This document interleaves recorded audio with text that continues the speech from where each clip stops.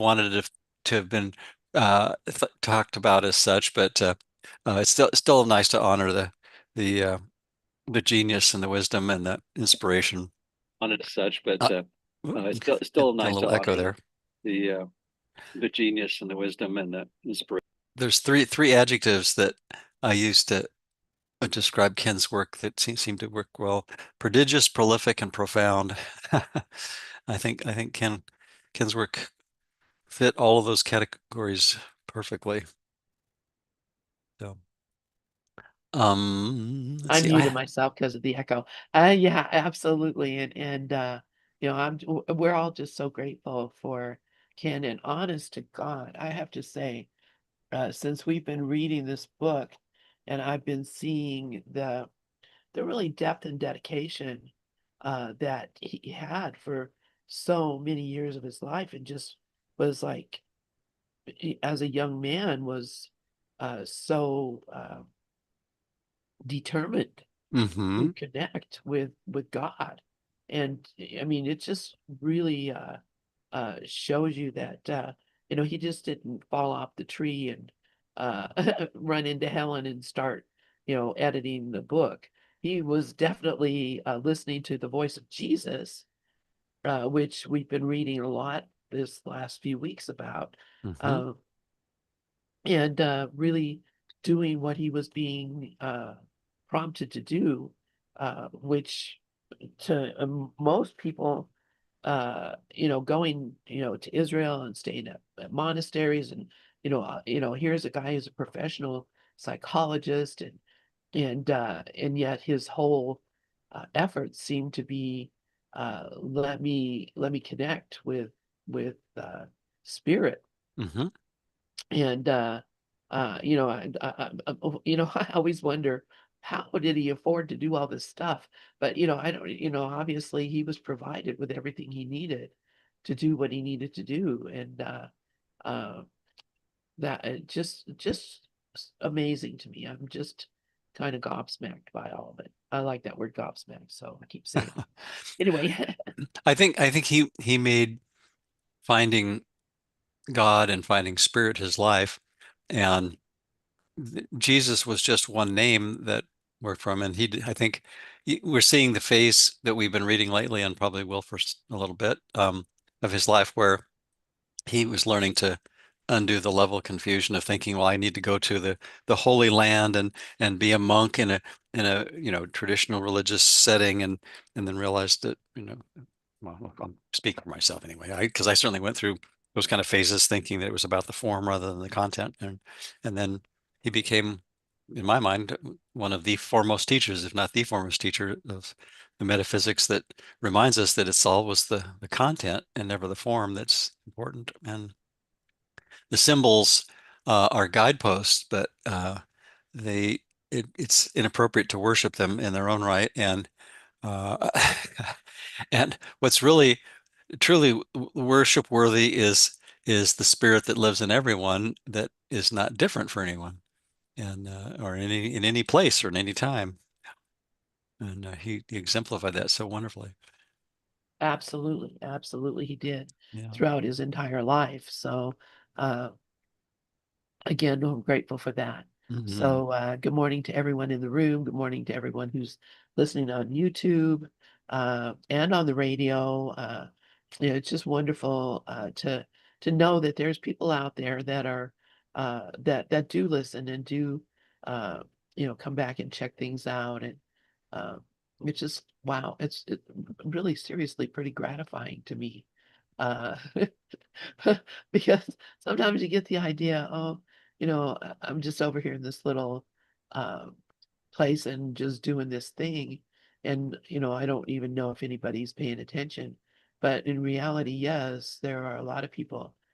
So I'm really grateful for the platforms.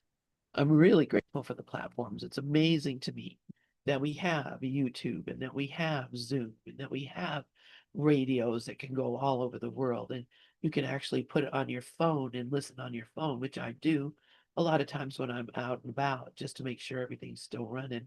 But, it just, if you go to our website, acimgather.us, And I didn't pick a .com or a .org.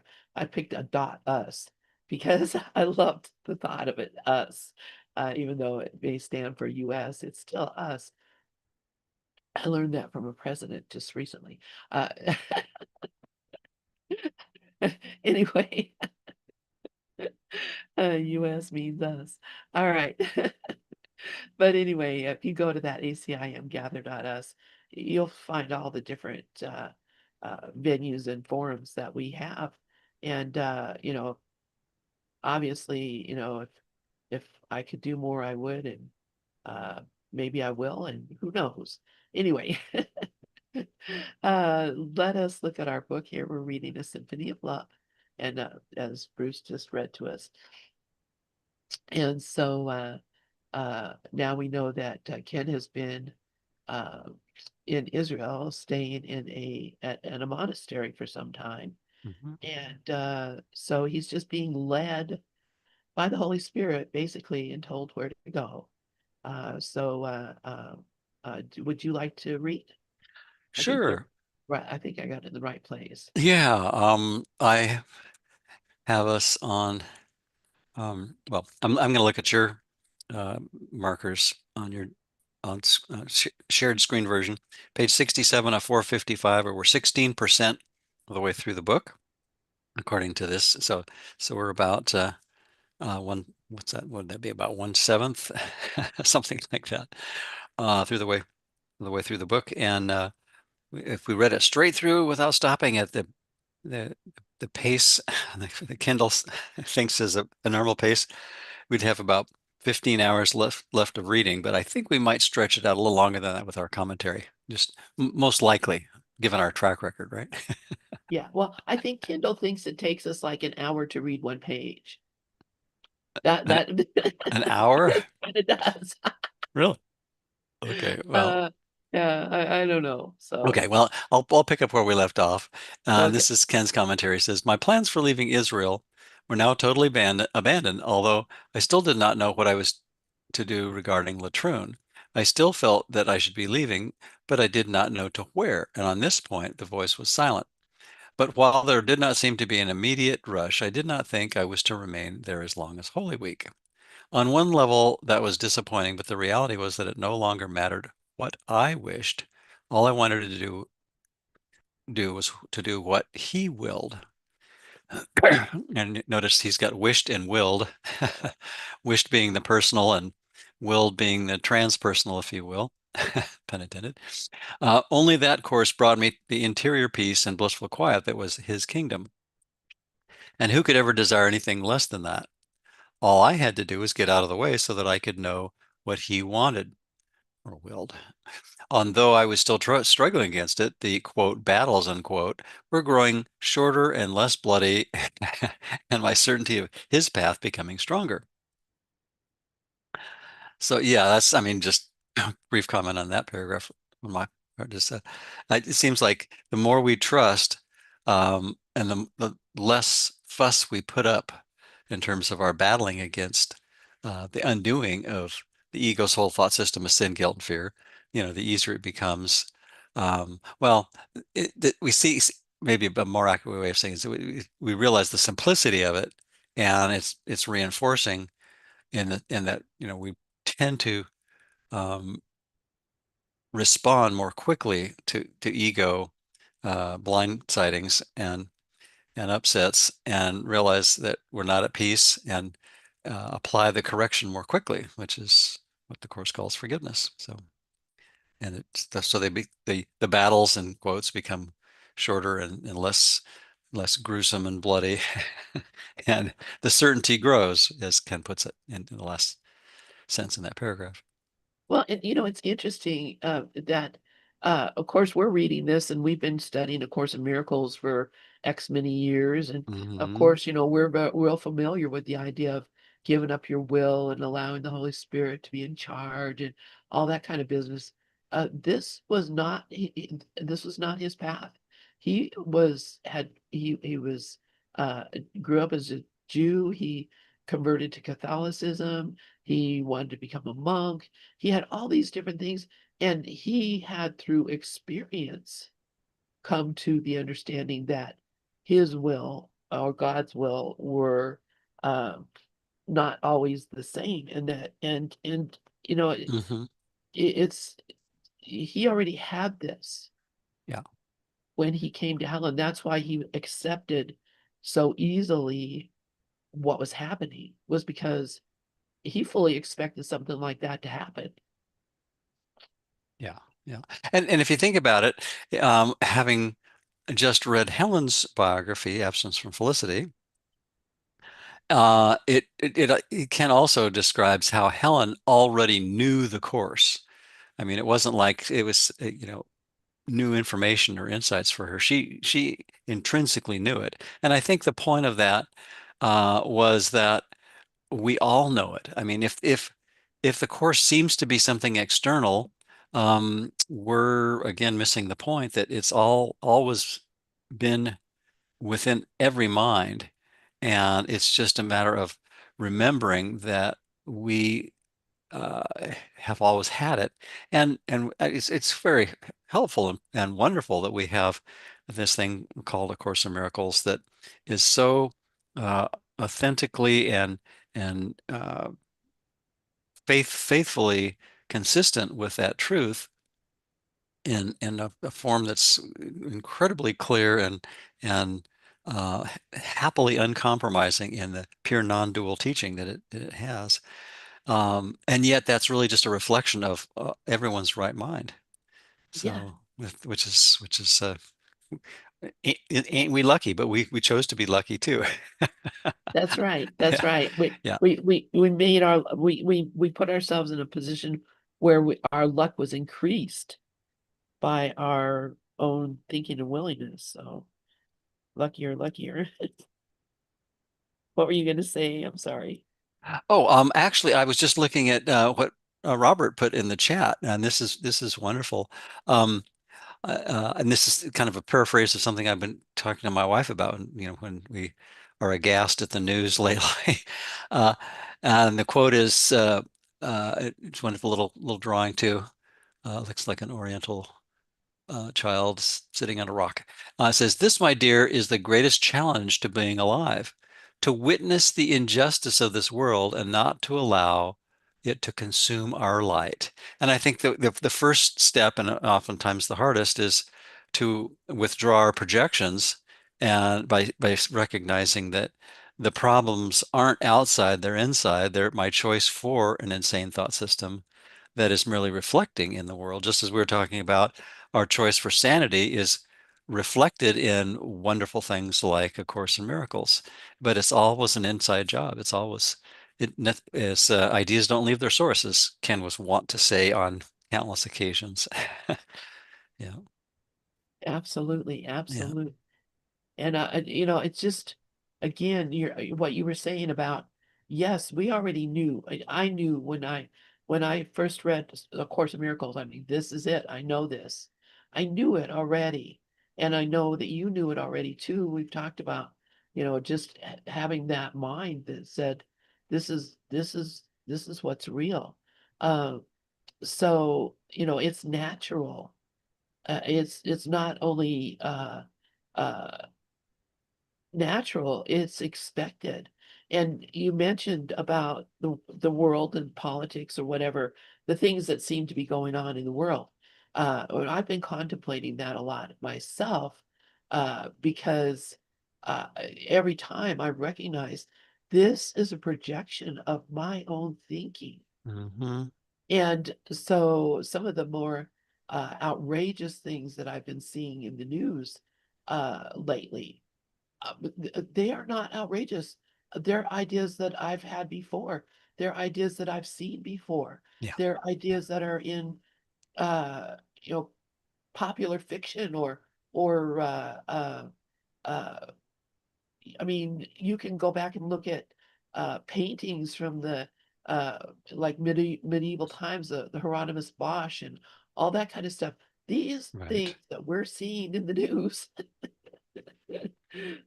have been going on forever and Oh ever, yeah, exactly. Well, ever. because the insanity is a result of the tiny mad idea, which is the beginning of time. It's the Big Bang and the tiny mad idea are functionally equivalent.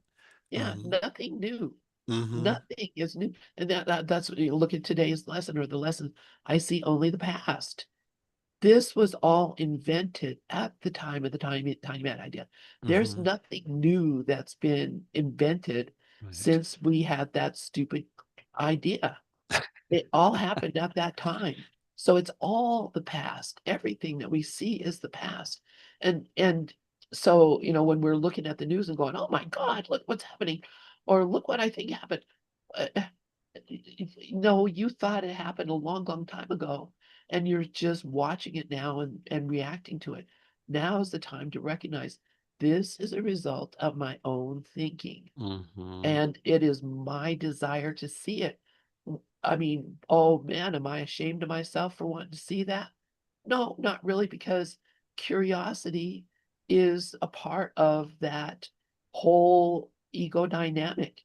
This idea of, oh, let me see what could be worse, what could be, let me accuse my brother of these evil things. Let me attack my father for allowing these things to happen. All this is, I mean, this is nothing new, but it is something that I have to look at myself, not look at my brother and say, why are you doing that? Or why did you do that? I got to look at myself and say, why did I make it up?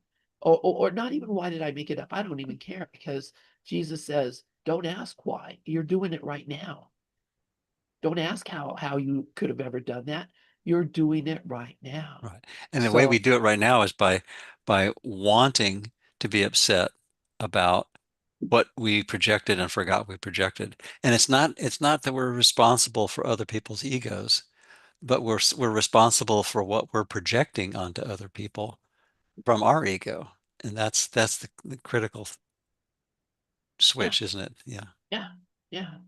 Yeah. So, that is what's so gorgeous about all of this, is because not only are we able to clearly see the problem, let me see the problem so it can be fixed. Oh, and let me recognize there is no problem.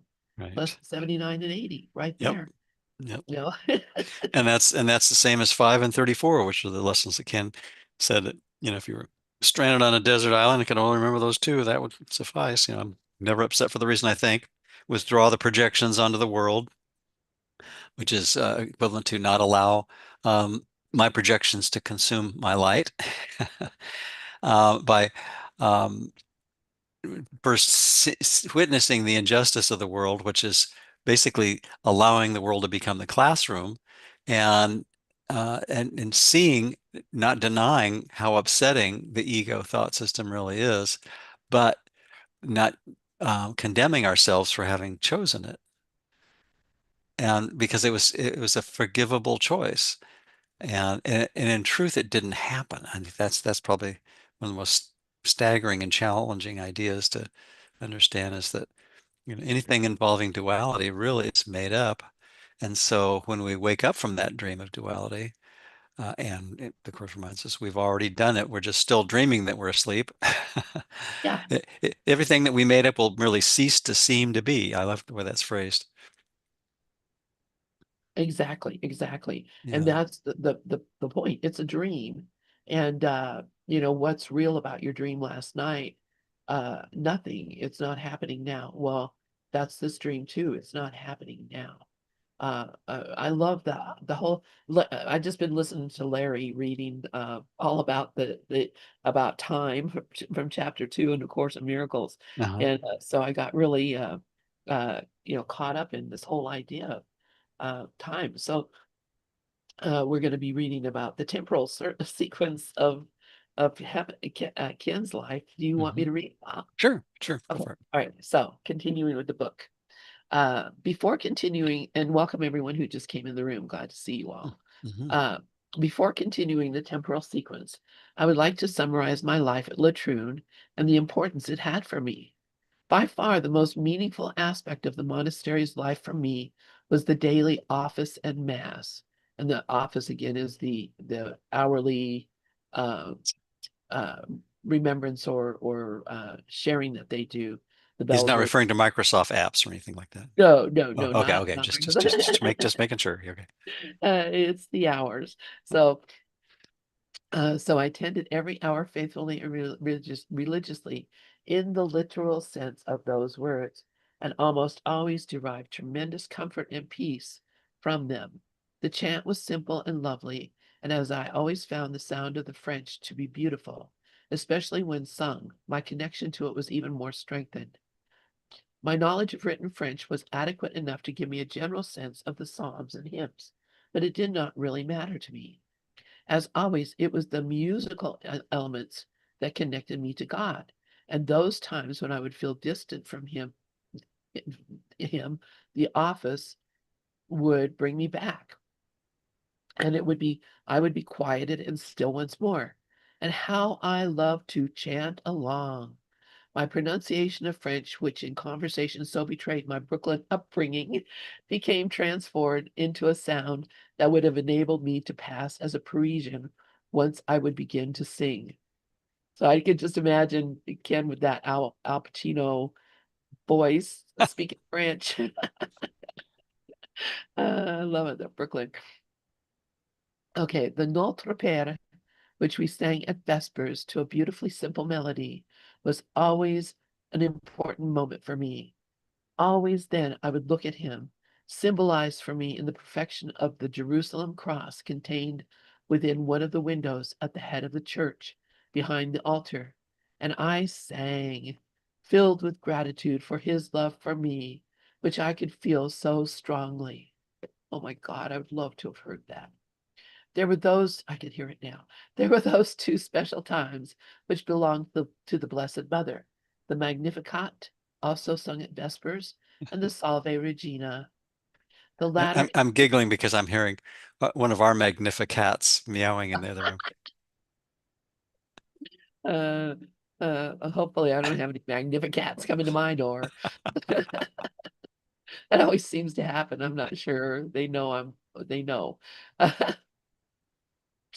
The latter ended the day being the final hymn of Compline, and one for which the latroon monks retained the original Latin chant. Standing up high at the head of the church was a beautiful and simple statue of her, holding the infant Jesus who rested on a cross which lay against her shoulder. I have never been responsive to religious statues, but this one really captured me. Her face was filled with gentleness and love, but a quiet strength as well, and thankfully without the pious innocence that so often characterizes her representations. I also kept a postcard of the statue on my desk, and though I never prayed to her, every once in a while I would feel her presence, and it was very comforting. Oh my goodness, that's wonderful. Excuse me. It particularly made a good counterbalance to the awesome presence of him who resided in those hills and in that red flame. So uh, a lot of folks are really I do I love the Holy Mother, and it's not because the person she is or was, but because it represents the motherhood of the earth, really, for me, like Earth Mother, Mary. So okay, so during the Salve Regina, the lights would go out, and a light from inside the statue niche would be turned on, softly illuminating the gentle figure. I would sink to my knees in full voice, sing the inspiring chant. I always became filled with a deep peace and felt very comforted.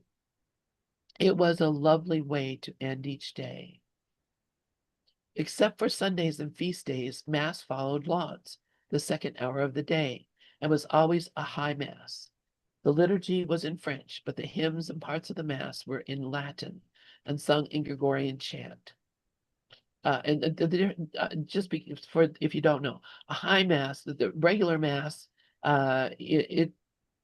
it's the same thing really, but the high mass, they come with the censers and they do the incense, and there's like a whole lot of more pomp and circumstance, singing, etc. Okay. in the high mass than in the regular mass. Mhm. So, and the purpose of the Mass, for those who don't know, the whole purpose of it is to do the transformation of the water into wine, or not the water, the wine into the blood of Christ, and the bread into the body of Christ. Of course, it's figuratively, but it's a whole little ceremony that goes on to make that happen so that they can share communion with the members. So uh, uh, anyway, that for those who don't know or understand that, that's what's going on there.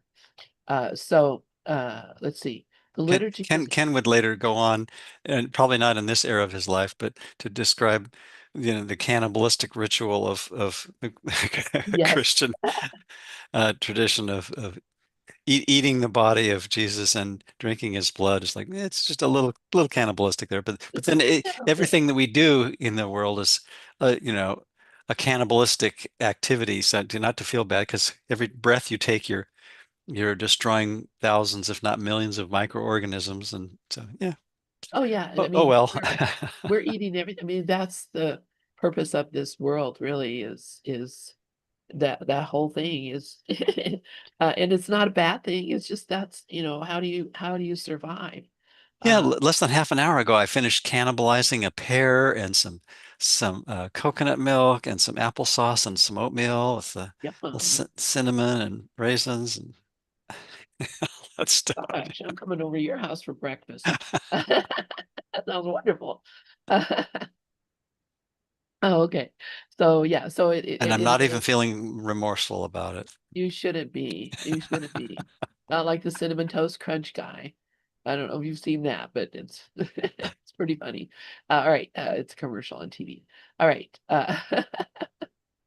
Uh, so the liturgy was in French, but the hymns and parts of the Mass were in Latin and sung in Gregorian chant.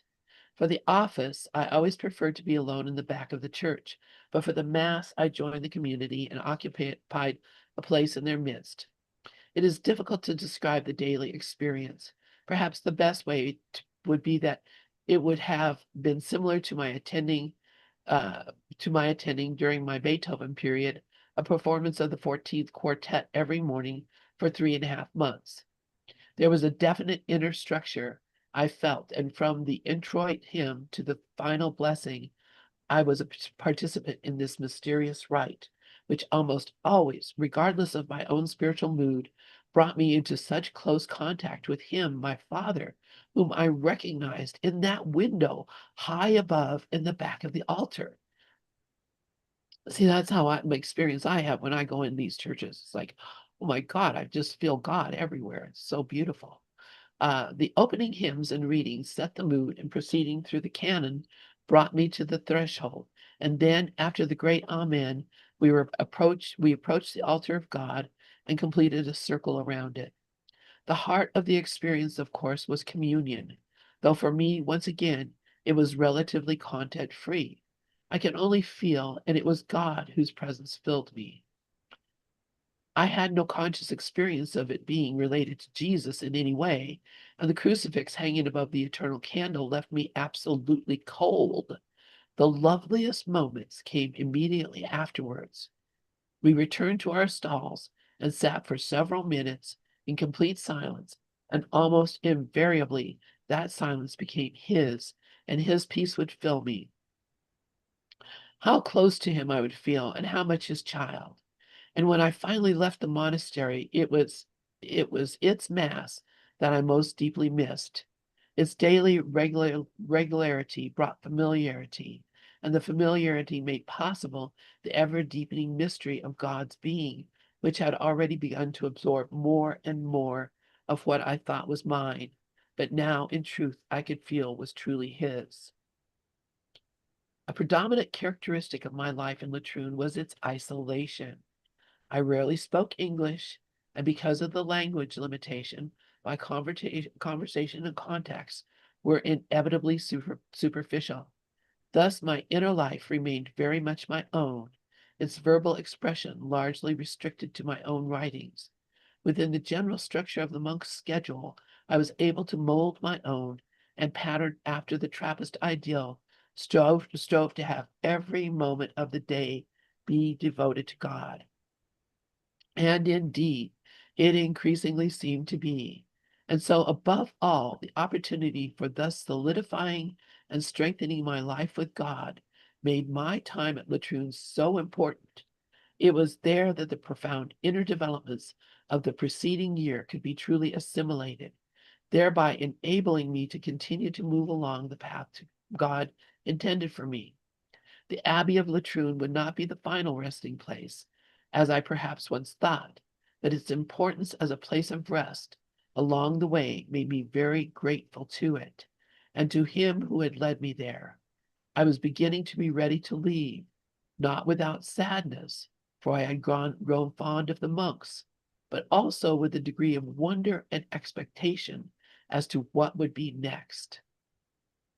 Can we pause there for a moment? Yes, I need I, to stop anyway. oh, okay. I was thinking about Ken's writings and what led him to the course and to be perfectly prepared for becoming what I believe, and probably a lot of others, the greatest teacher of the course.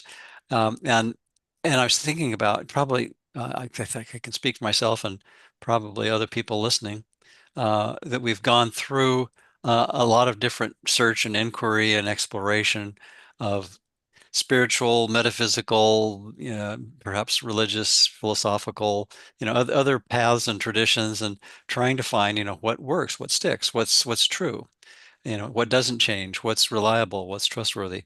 And I was thinking, um, that what doesn't change is our longing for the peace that is our identical and eternal nature. Um, and I was reminded of um, uh, this line in the last paragraph in chapter 5, section 4, which is paragraph 8. And this is a paragraph that we used to read every evening, every Wednesday evening in our online, well, now online group, was an in-person group for a number of years. And this is, how can you who are so holy suffer?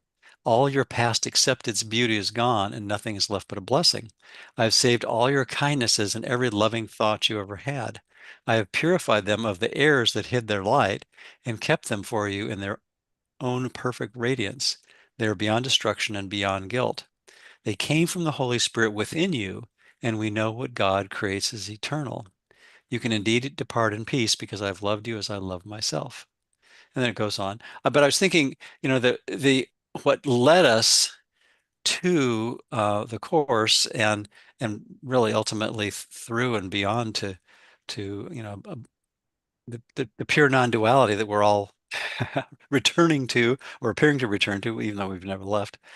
All the steps along the way are not important in themselves, but in the context of how the part of our mind that wants to return home really is like in lesson 182, that child within us that just wants that moment of respite, that breath of fresh air. Is like, oh, that's right. I want that to experience that peace that undoes all the insanity that I've been carrying with me. And I think we all probably can relate to that, even though the forms may be very different, and the mechanisms and the paths that we've been traveling have, been incredibly diverse, but yet the end result is the same. I'm also thinking about what Robert put in the chat is, and I could totally relate. Same here.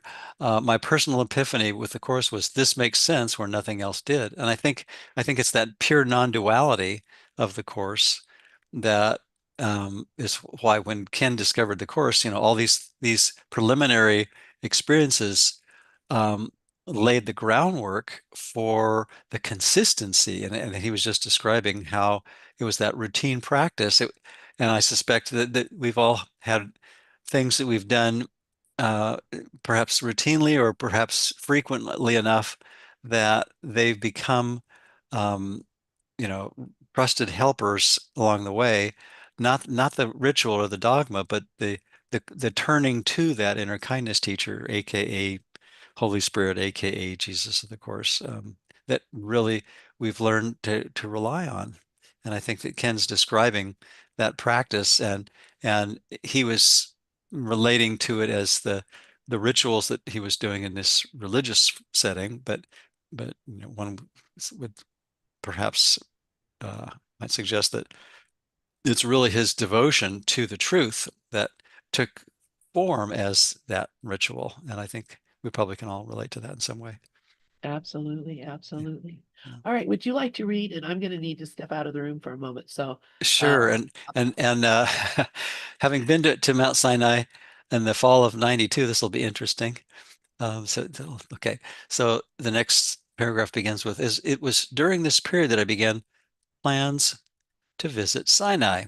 A second attempt in January had also failed, but now, with two strikes already against me, I knew I would not strike out. I arranged to go in the end of March on a 5-day tour sponsored by an Israeli Nature Society, and this seemed to ensure that it would be free from the commercial tourism I certainly did not want. Now, I'm going to pause and chuckle there because I remember when my wife Nancy and I and I think it was 19 other people. There was 21 in our party with Greg Braden. We went to explore Egypt, and then we took this bus trip to Mount Sinai and stayed in the housing at the St. Catherine's Monastery, and we hiked up on foot, except for one or two people that were just able-bodied and took the donkeys or whatever up a good part of the way. Um, anyway, but we were sort of surprised to see like vendors right before the top of the peak of Mount Sinai. It's like speaking, you mentioned the commercial is, I don't know. It wasn't what we were expecting. We weren't expecting to see, Moses, speaking through parted clouds or anything like that. But it was a little surprising to see vendors selling tea and snacks and things at the top of Mount Sinai. Anyway, but it was a great experience, and I'm so glad we did it. Yeah. I did remember seeing a rock, a large, like a side of a mountain kind of thing, that looked like the bust of Beethoven in profile. And it was like, whoa, I have a photo of it somewhere. I'll probably slide. I think I got rid of all my slides, but I think I might have scanned that one. Also, if I run across it, I'll post it somewhere. Anyway, enough of that. So let me back up again. Um, let's see. And it worked out fine. The group was most congenial, though not particularly spiritual or religious, and the tour was so designed to allow one to experience the rugged grandeur of the desert wilderness. We slept outdoors under the starry sky, and I could feel the strong, deeply rooted connection to my forefathers who had once camped beneath the same sky and felt the same awesome wonder of the majesty of the Lord God, under whose loving and strong protection we could so safely sleep. But as I had been learning things work out differently than I expect, for it was not the ascent of Moses' mountain that became the focus of the experience. On the night preceding the climb, we had camped at a site not far from the base of the mountain, and by 9 o'clock, most of us were preparing for bed. I began as well, but then felt a pull away from the camp and into the wilderness. I was a little reluctant to be alone, quote, out there, unquote, but the call grew stronger and would not be resisted. I left the camp and walked out into the desert toward the magnificent plain where tradition stated the children of Israel awaited Moses' return from the mountain, and where later on they gathered to hear his teaching. I wandered about for quite a long time and also climbed the hill where Aaron had built the golden calf. Mm, not ballroom. Okay. I was absolutely alone. Um, the night was crisply alive and the huge sky filled with stars. The moon, almost full, was now high in the sky and radiated its soft white light down upon the jagged peaks and vast plains upon which I stood. I looked up and felt the infiniteness of God's universe about me. It was as if I were a speck of sand in the palm of his all-encompassing and all-embracing hand, so safe and secure in his hold. It was a repetition of the experience of that dream 2 years before, standing in the small boat, looking up at the beautiful starry sky. It was all so real, and I knew I had been allowed another glimpse into the true nature of reality, his reality, and of my place as part of God, a loving extension of his being. I found myself by a niche and by some rocks and sat down softly, quiet, and at rest. The grandeur of the moment moved aside, replaced by the comforting peace that now filled me. My eyes filled with love as they gazed at the moon, which now commanded the skies, and I felt the Blessed Mother about me, her soft gentleness passing through the beams of light into my soul. Yahweh lived here too, but so did Mary, and it was her presence I now so deeply felt. And in response came my voice. I raised up, and from the depths of my naked soul sang to her her song, Salve Regina. Loud and clear rang out my soul's song and filled the wilderness, transforming it into God's kingdom as his love transforms our own barrenness, causing it to bloom with the very breath of life. My song ended and I sank back down. Only much later did I return to the camp and to the deep and peaceful sleep that awaited me. The 5-hour climb the next morning was fine, but certainly anticlimactic. It seemed to me afterwards that I must still return one more time, but alone. I was no longer afraid of the desert, for now I knew who lived there, and that the mountain then could truly be truly ascended, and perhaps too the neighboring Mount Caterina, which was even higher. I have not yet returned, and perhaps never will. Its ascent may be a symbolic one, and when it is time, he shall so lead me. So I'm going to pause there in case you have any comments on that. I think I already shared the highlights of my trip. Oh, when we were at the St. Catherine's Monastery, I'm not sure if I mentioned this in our previous conversation, but um, we went through there was like a dormitories, just interesting architecture with kind of curved and pointed uh, walls and very very simple Spartan accommodations, but adequate. And then the monastery nearby, um, it was kind of like a hodgepodge of different eras, different centuries worth of architecture, all in one compound in one place. And I remember peeking in the door to one of the, I'm not sure how many like chapels or whatever they call them there, but there was a man swinging a censer with incense back and forth, and in a large hall, and then toward the end of the uh, away from the entrance, there was a like a 2-story bush. We were there in the fall, and it was still green, it had leaves, um, and it looked like it was watered, but that was what they claimed was the burning bush. So whatever. Yeah, we didn't really have much to say or think about that one or the other. Um, but other than that, and some interesting photo ops for the unusual architecture. Oh, my wife painted a painting, that kind of captured some of the interesting architecture of the place. Not sure where that ended up. Anyway, enough of that. You probably have some thoughts on that, Len. I find it really interesting that they thought that was the burning bush.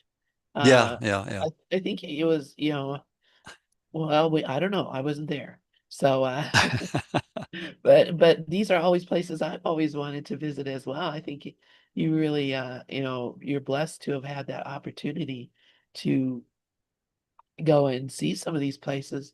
And I'm just wondering, have you ever, I mean, I'm sure you probably had a feeling because, those kind of places always bring us to a feeling.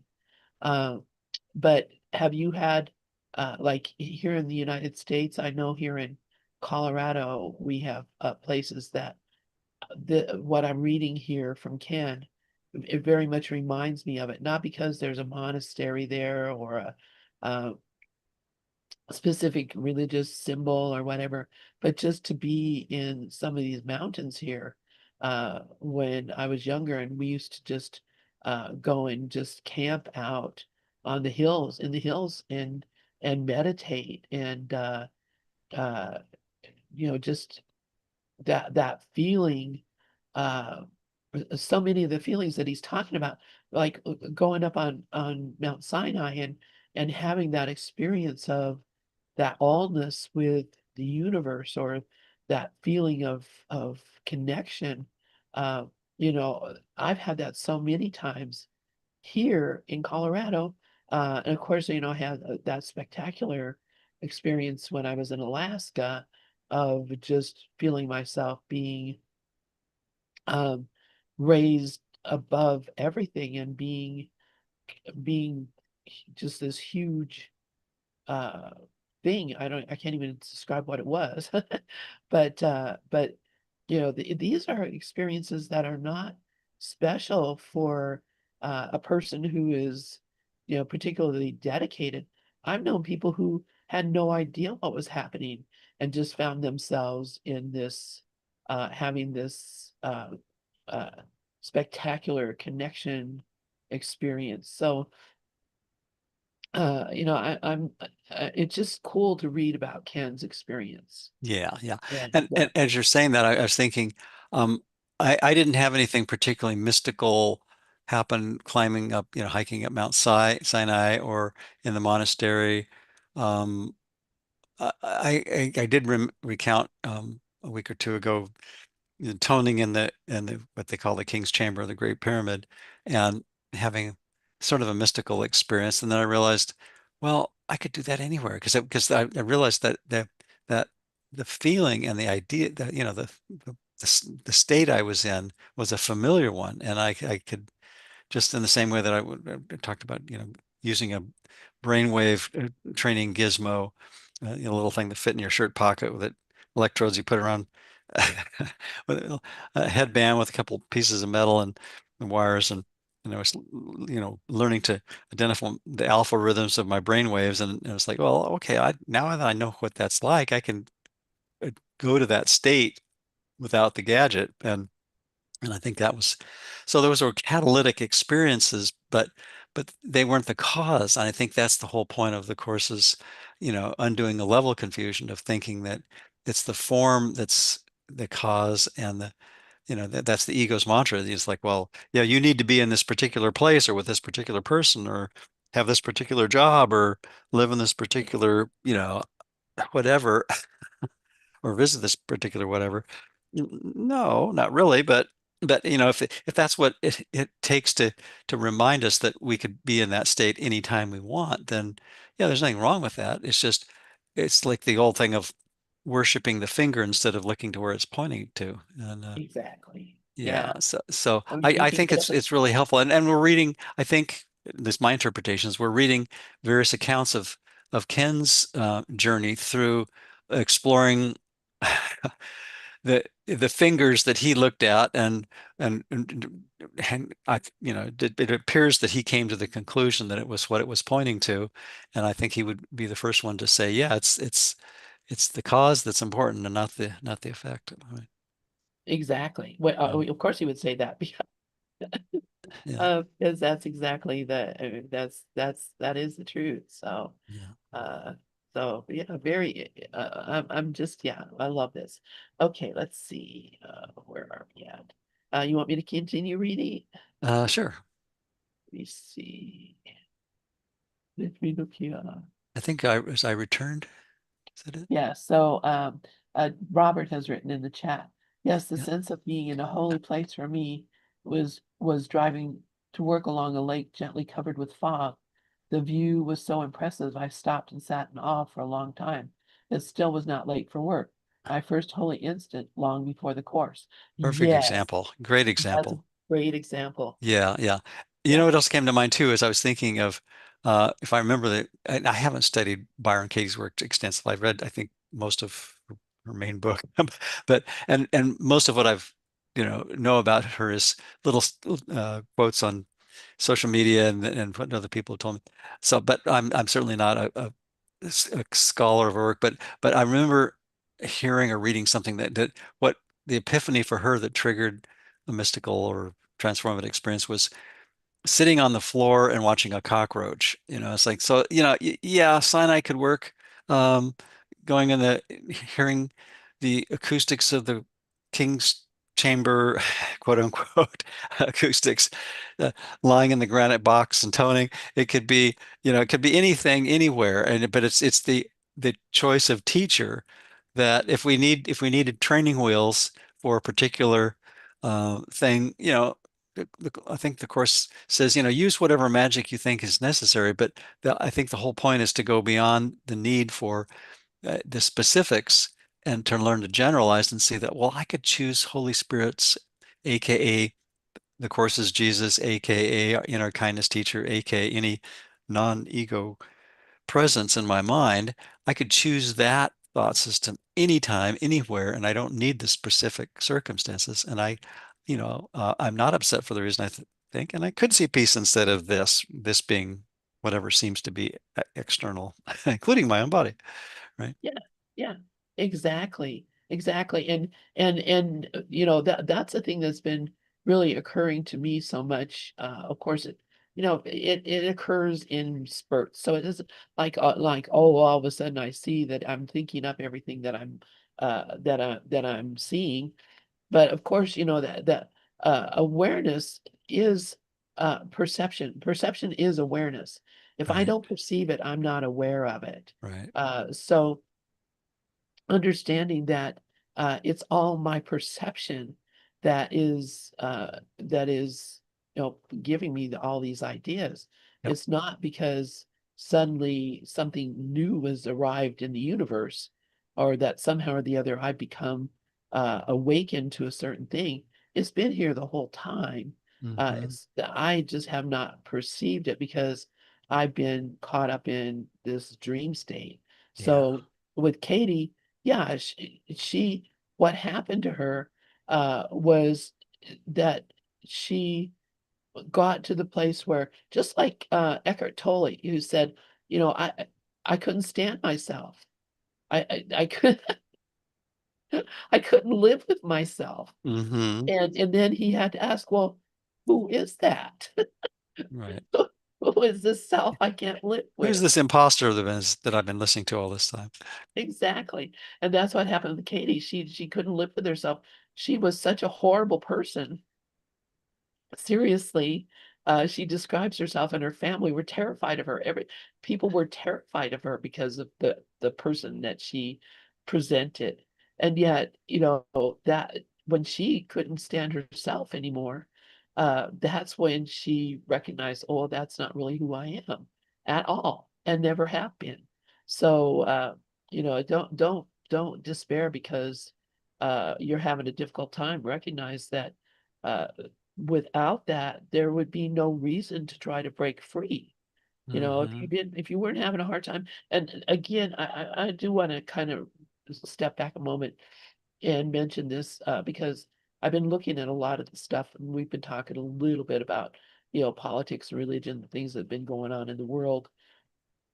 That as angry as I was at the whole election and the results and all that business that happened and that's been going on over the last 10 years here in this country, basically, uh, if hadn't all these things had not occurred the way they did, we would not be seeing these things that we're seeing now. And, we would never have had, files telling us about, these horrendous things that people were doing, and we would never have had, governments. It would have been just completely under the surface, under the radar. Now, again, that is my own mind, that it's under Hmm. the surface and under the radar. I don't have to look any further than that. I Right. don't have to look to Washington, D.C. or California, New York, or Iran, or any place else to see where the cause of all this is right here. And so, as angry as I was about the whole thing, I'm pretty grateful now because I was in a stupa, and Not a stupa, a stupor, right? stupor, not a stupa. Oh my gosh. But yeah, I mean, seriously, um, that's kind of what's been happening here. Yeah, So we have about 5 minutes, no, 4 minutes left. And I think probably I'm just going to go ahead and mark the page that sounds good. Yeah, here. yeah. and close the book, and we can chat a moment. If anybody has anything that they'd like to share about this, or you, Bruce. I see Wayne is trying to call me, so I'm going to mute my mic and talk to Wayne for a moment. Okay, and I will just maybe sign out a little bit early too today, and just thank everyone participating as well as those listening later. And thank you, Lynn, of course, and all that you do for ACIM Gather and all the media that you stream these on, and the work you do behind the scenes as well as throughout the week, every week, and it's just wonderful. So yeah, I always have there's a way to you can always reach me via acimblog.com, and that's where I post my stuff about the course. What else? Anyway, yeah, just I always appreciate getting to spend an hour talking with Lynn and reading things inspiring. And so we're on our second biography of two of the principles of A Course in Miracles, and I suppose we could, Lena, you've read Never Forget to Laugh recently, so maybe we could skip over to Double Vision. I don't know if you can get a copy. That's the uh, Judy and Tam double I do biography. have that book. I do have that book, but I You don't have do? it on Kindle, Oh, but I okay. could see if maybe I could find a PDF of it or something. Yeah, yeah, So we've that'd be been reading fun. PDFs. That might be a hoot to read too. Yeah. Very well, Mike. There's also a biography of Bill Thetford called by a guy named Neil Valley, Oh, Vahle. I've heard of that too. Yeah. I have that book as well. Okay. I haven't read I that have one. not read that one. That is one I have not read. Okay. But Yeah. we'll find something. Oh, We got to raise there's tons of $2. Ken's work that we could go for. Yeah. Yes, Yeah. yes, Yeah. yes. All right. Well, There's anyway. no absence, believe me. No, no, exactly. Yeah. Yeah. All Plenty, right. plenty joyful. Thanks again, Lynn, and thanks all, and have a peaceful week. Thank you so